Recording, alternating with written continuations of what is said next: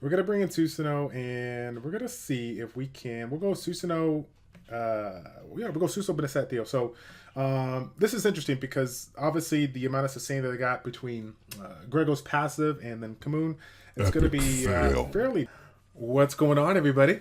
It's Childish. We're back at it again, right in the middle of Guild Wars. Epic fail. So I ain't even gonna lie. I gotta keep this in the video. We are up against T1G5, aka that one guild, and I just started the gameplay for it, but apparently my device was not synced, so it like just showed it locked in. It just showed it paused. It didn't show it going, and you know, obviously. I was not looking at the screen. I didn't have the OBS popped up. I had it minimized here, so it is what it is. But basically what we're going to be doing is we're going to be going up against the top 3 people in their guild because we've already won the match here. So the first one up that we're going up against is Awesome Max. I'm taking on his first defense right now. So obviously we got so much AoE bringing in that the goal is to, I just want to focus them down one by one. If they continuously use their AoEs, we're going to get a lot of benefit out of me, Hao Wang. And that's what I'm trying to do here. So it looks like we're gonna go ahead and get him locked down. I ain't gonna lie, I'm just still like in my moment right now, like kind of how in the world did I not notice the gameplay not going on? Because I literally went through 2 to 3 minutes of just talking on the intro here without even looking up or seeing the thing, and I just figured it was working here. But that's all good. That's all good.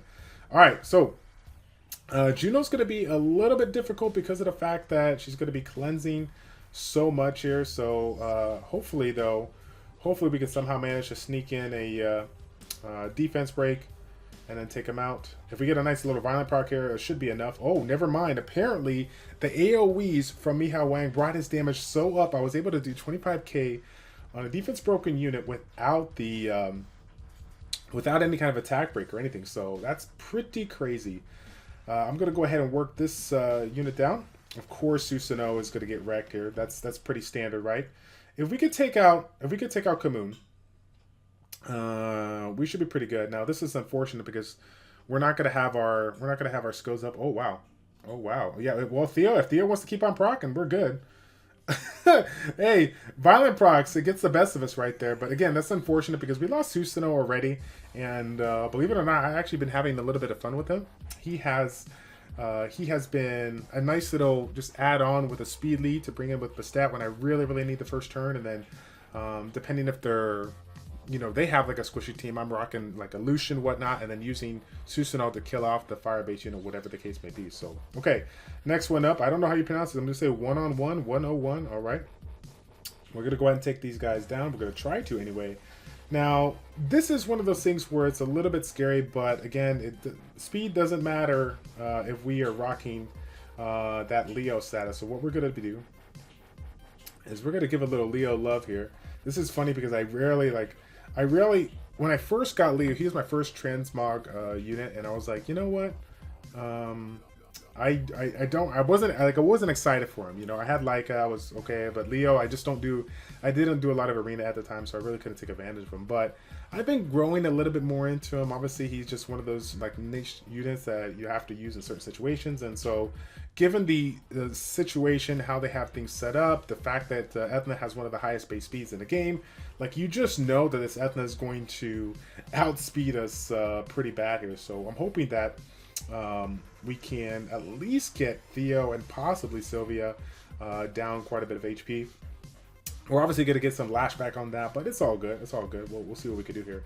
Now, for the second team, or sorry, the first team, I want to give some love. You guys know I've been just killing it with the Helena play. Really having a fun time with her. And we're going to go ahead and bring in some other monsters. We generally don't use Chow, so let's go ahead and use Chow this time around. And we'll bring in some kind of a defense, well, an extra defense breaker in here. Give us a little RNG. So this will possibly give the Ritesh a different target to hit up on. We don't want him to lock down Chow, obviously. We want to work down that Perna as quick as possible. But since I've been using Navarro's quite a bit lately, I'm like, okay, let's go ahead and mix it up. Let's play around with some other units that we generally don't play around with. But maybe one of them will shock us or something like that. But okay. So I am kind of happy at the fact that they got the defense break in. The unfortunate thing is that That Perna did not move. I thought the Perna might have gone, might have been a little bit faster, but it's all good. Let's see. So should I go ahead? I feel like I should go ahead and work that unit down. I mean, Vitesh is so, but we need a, we could use a defense break on that unit. We can use a hit point disturb on the unit as well. Okay. I feel like I should have gone for the first kill because I should have known that my Chow was not going to be available. But maybe if we can get a clutch, go figure, right? Maybe if we could get a clutch hit point disturb on the Molong, we don't have to deal with it. I think that, did that Molong heal up? I'll have to take a look at that that skill. Like, I feel like, okay, it doesn't have, I don't know why. I felt like it had a, ooh, you know what? That's a fail. That is a fail. I should have let the dot kill him. But for a second there, I thought that Molong was on a vampire set. So that's unfortunate, but okay. So I think this is a GG right now. We are gonna definitely lose Chow. That's unfortunate, but we'll go ahead and just do some, a little bit of control. Oh no, that's it. Okay, I should have stopped right there. I ain't gonna lie, but it is what it is. Let's see if we can get that back here. Oh, so apparently this guy knows that I was trying to bring Leo. Fail. God, fail. All right, so let's go ahead. Let's go ahead and use this. Let's go ahead and use this the step. Let's go ahead and bring it up. I think we got pretty lucky there that he didn't use his AoE skill, because if it is a despair set, then we would have gotten wrecked hardcore. Of course I don't crit with. I mean, that just makes sense. Did not crit with. Ooh, you know what? Let's try to take the Sylvia out. Did not crit on Lucian, which obviously led me to not kill Sylvia there. I think Sylvia would have been down. I don't know about Ethna though. I think Ethna was a little bit more tanky, but it's all good. Okay, so I feel pretty good right now. I mean, Theo would have to go, yeah, he would have to gone crazy there. And because is going to be targeting Bastet all day, we have no problem getting that last little bit of DPS out here. So, all right, last but not least, we have ourselves NSFW. Not really sure what that means, but I think we're going to learn today. For the bottom one, I feel like that's this. If we do our normal YOLO, we can essentially do what we normally do best. But again, we'll go ahead and mix it up. We don't want you guys falling asleep in the beginning of this this part of the video. We're gonna play with crowd control, but we're gonna do it with 2 attack bar manipulators here. Now, generally, I like to run Rika on the bottom, but since we're running all wind, water, and neutral elements, we're gonna bring in Charlotte. So between these two, we should be able to control it.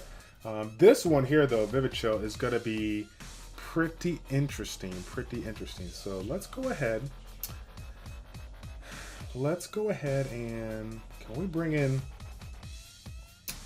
It's just kind of weird because the attack bar manipulation thing is something that I don't I don't like to deal with. But let's go ahead and go. We'll have fun with this team. I've actually been having a lot of fun with my defense, like units that have that scale off of defense. Obviously, Villagel, even though it's not used as a DPS unit, he actually does pretty decent with that defensive lead. And Mihao Wang, I've been having more and more fun with him now that I got him on the Violent Revenge set. I think it was like last month he was Violent Broken or whatnot, but I was able to get him on the Revenge set. His attack is a little bit down, but it's one of those things where I feel like it doesn't matter all too much because of the fact that it's, you know, over time in those longer fights and whatnot, we're going to be able to, you know, generate a couple of hits and regain that attack bar, regain that attack bar if we can. So now, of course, this is working perfectly because our Orion is going for him and not Villagel, so I'm definitely liking that. But again, we have to definitely, you know, keep it on the. We gotta watch ourselves because we got a couple of different things that can happen here. So I feel like Ganymede, even though Vivichel has a really unique skill, we don't want Vivichel to do it over and over, right? So that's the game plan here. Let's go ahead and take it out. Now I think we can go ahead and auto out this one. This is pretty interesting. I'm surprised he went with Vivichel in here, even though I like the playing around with the Ganymede. In this one, I felt like he needed more of a kill threat. He needed some kind of a win condition to get it in. But either way, it is kind of fun to see some light and dark units. We'll have to see what this unit does. Okay. Come on already. Oh my god. Well, at least it did it on me, Hellwang. We're not worried about him like trying to get stunned here, so. Alright, I think that's gonna be it. Rest in peace for the show. Again, one of my favorite L&D Nat 5s. One of the Nat 5s I'm never gonna get, but it's all good. It was pretty fun. Alright, so we got the first round down. We just gotta do a little bit of leftover damage. While this is going on, I do want to give a big shout out to everybody that stopped on by last night.